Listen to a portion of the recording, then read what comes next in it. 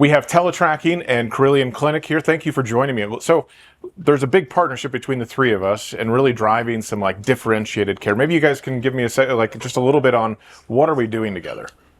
So, Chris Johnson from TeleTracking. Last AIPCon, last June at AIPCon, we announced a large partnership between TeleTracking and Palantir that really was industry defining in the healthcare operations space.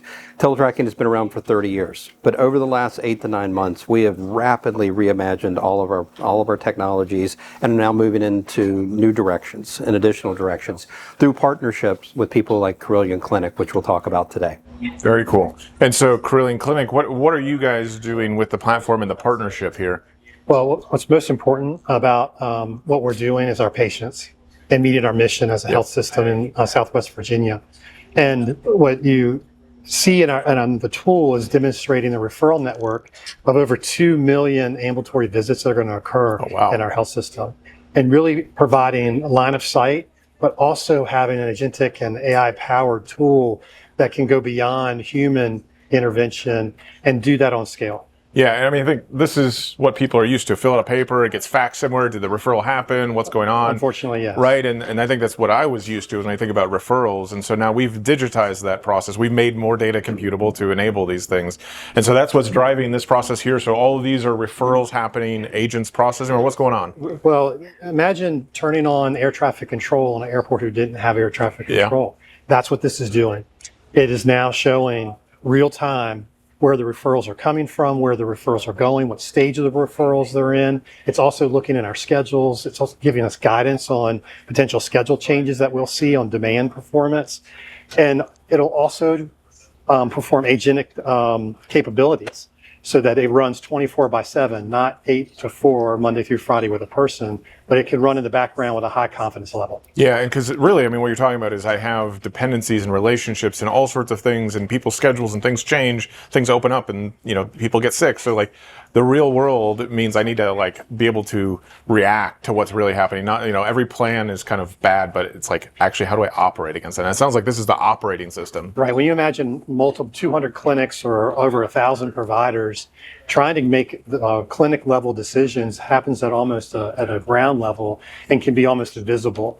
What this does is it gives us system level guidance. It also brings up where our leadership attention should be focused, and it also enables us to make improvements and allow people that have sequenced appointments to be sequenced without a lot of human intervention that it may slow the process down. Oh, that's cool. So like even just the patient experience we're talking about is improving because I can now sequence things in intelligent ways that are better for people. They're not making all sorts of trips. So like it's not only them doing the same thing, but I'm actually making it better. Right. From the referring provider, there's a view in there that they can see all of their patients and what stage the referrals are in. To the referred to provider can also see the demand coming into them and seeing what they may need to change and looking at those models. We have no view of that today. Okay. Wow. So what is this like meant for your outcomes? Like, what is that? Like, how did you get started in this transformation? Like, was it all at once? Did it take some time, or what did that look like for you? Well, Carilion Clinic established the first hospital operations command center in 2012. And through hospital operations, we developed a high level of sophistication and high reliability outcomes. When you shift though to your attention to the ambulatory network, our CEO, Steve Arner, was very focused on the 8,000 visits a day that are happening in the ambulatory network with no visualization, no real-time streaming like we have in our hospitals. So it's really trying to bring the concepts and the sophistication of hospital operations to the ambulatory network.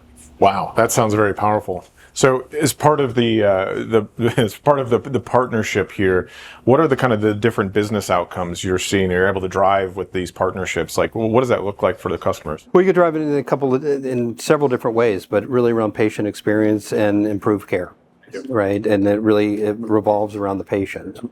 My family, I live in Pittsburgh. My family lives in that red circle there. I'm from that area. Paul's family is there. We're serving our communities. Pardon me.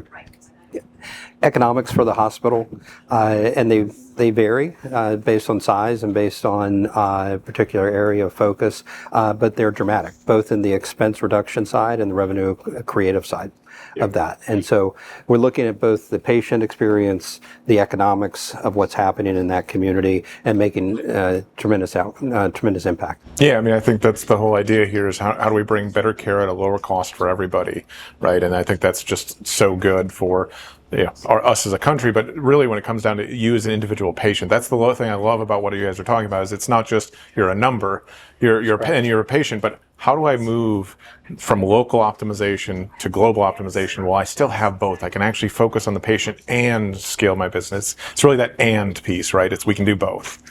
Right. We have a high degree of burnout in healthcare, from the provider level to the staff level, across the board. And what we desire is to, when you light up the network and you begin to let the tools work, you begin to see the possibilities.